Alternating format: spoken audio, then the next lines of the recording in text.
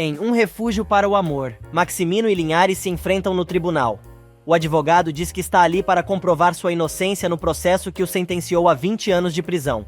Oscar protesta e diz que não vai deixar que o advogado desprestigie seu cliente, pois não é esta a causa que está sendo julgada.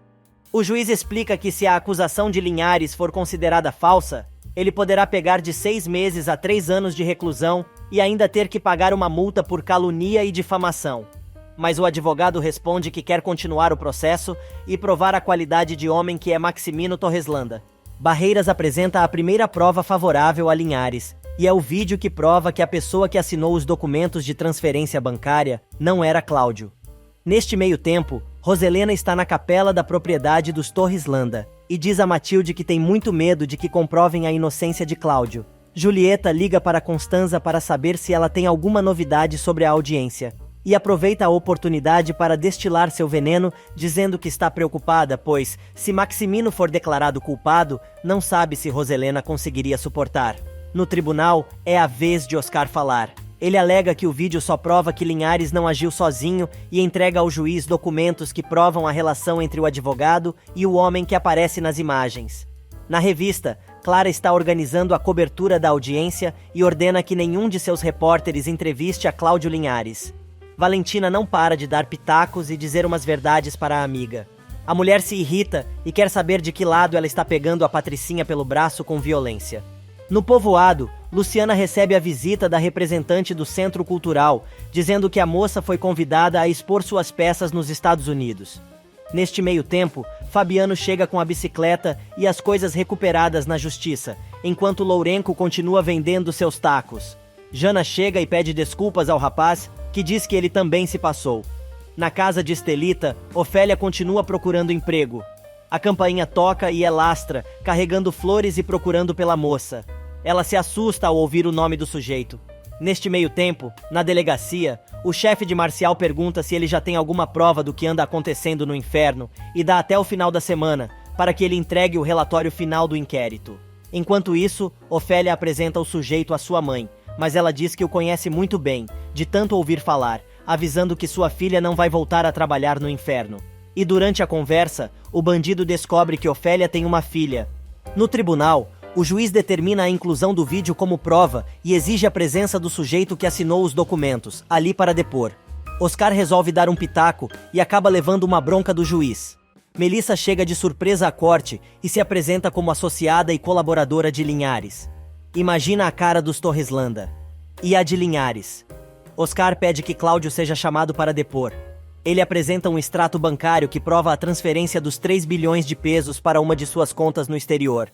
Linhares conta que só ficou sabendo disto quando foi detido. O juiz pergunta quem determinou sua prisão e o advogado diz que foi o juiz Dias de Lorpo. O magistrado reconhece o colega como um dos mais renomados, mas lembra que ele foi retirado de suas funções e pergunta se Linhares tem consciência que, se reabrir o caso, poderá colocar em jogo a fama do jurista.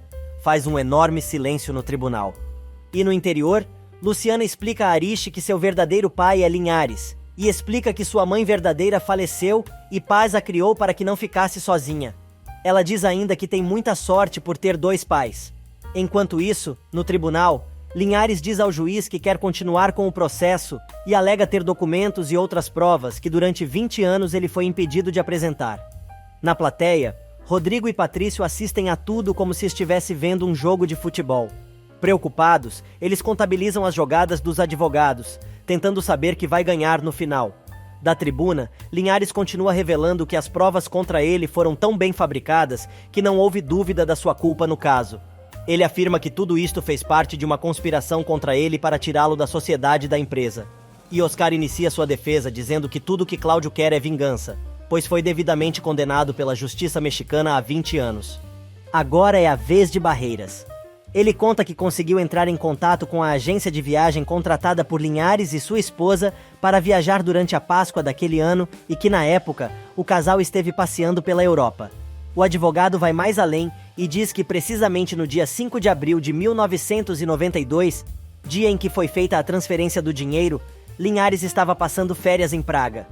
Rodrigo continua defendendo o pai, mas Patrício levanta a possibilidade de realmente ele ser inocente. O rapaz então diz que o advogado é um homem sem escrúpulos, capaz de qualquer coisa para conseguir o que quer. Patrício então pergunta se o irmão continua pensando tão mal assim de Luciana. Rodrigo responde: estou convencido que Linhares se aproveitou das circunstâncias para afastar Luciana de mim e tratar de conquistá-la. Enquanto isso, na periferia da cidade, Ofélia confirma que é mãe solteira e diz a Lastra que não pretende voltar a trabalhar no inferno, pedindo que o sujeito vá embora, pois tem que levar a filha na escola. Ele insiste, dizendo que a moça pode tirar folga das colegas, mas ela diz que não se interessa. No interior, Luciana está super ocupada para dar conta das encomendas. Ela sai com Ariche para comprar mais pincéis, e Paz aproveita para dizer que acha que a filha vai morar com o pai quando ele comprar a casa no vilarejo. Na mansão, Roselena está fazendo um buraco no chão da capela de tanto caminhar de um lado para o outro. Ela grita com Matilde dizendo que não entende por que Linhares foi furungar numa coisa que aconteceu há 20 anos.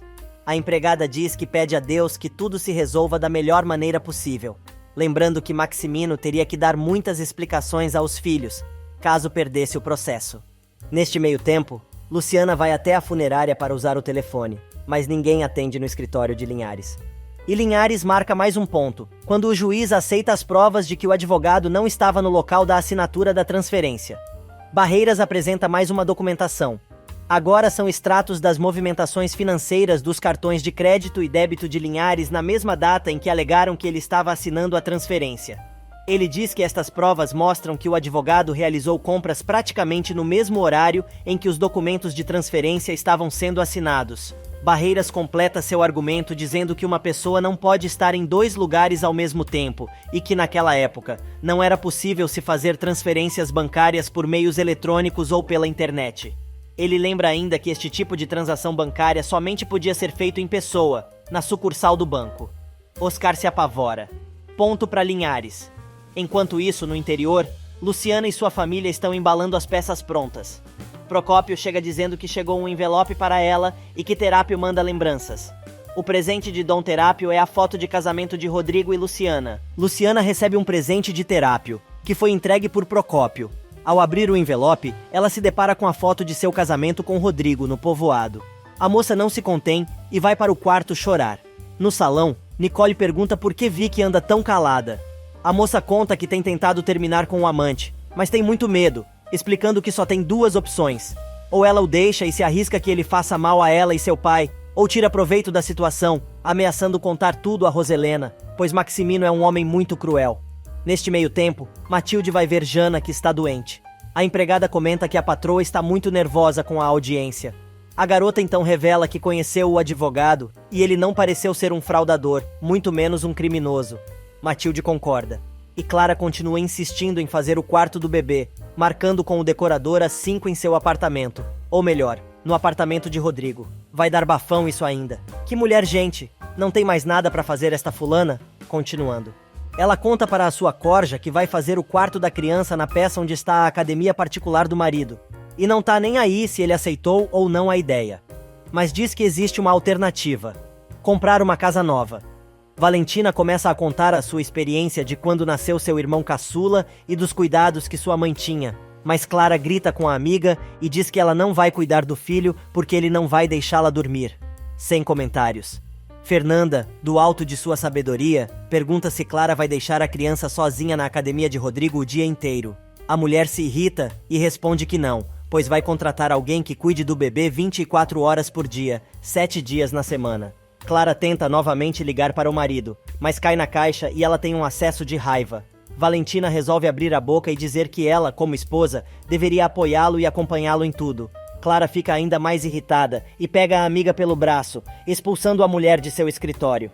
E no tribunal, o lado branco da força comemora os pontos ganhos junto à corte, enquanto a equipe Darth Vader está preocupada com o que possa acontecer. O juiz decreta um recesso de 30 minutos. E o clima fica ainda mais tenso. Maximino está preocupado com as provas apresentadas pelo adversário. Oscar retruca que não é possível que ele tenha forjado tudo aquilo. O empresário afirma que seu ex-sócio é um mentiroso muito habilidoso. Neste meio tempo, Jana está na cozinha pegando um suco de laranja e conta a Brígida que está com dor de cabeça. A mulher diz que tem um remédio infalível para isso e coloca baunilha, 2 ovos crus no copo de suco. Jana fica enjoada, cheia de nojo. A mulher pega e diz que para não desperdiçar vai tomar aquela gororoba. Eca! E enquanto isso, fecha o pau entre Rodrigo e Melissa durante o intervalo da audiência no tribunal.